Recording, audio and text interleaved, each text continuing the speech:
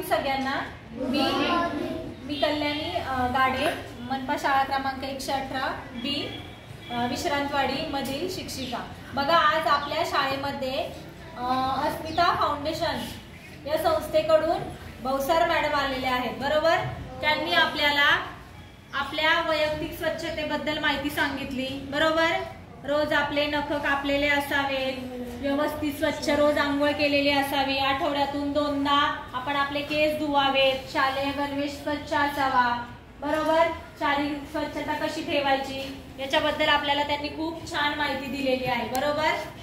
त्याच्यानंतर good touch म्हणजे चांगला स्पर्श आणि बॅड टच म्हणजे वाईट स्पर्श, या दोन्हींबद्दल आपल्याला सांगितलेलं आहे, बरोबर।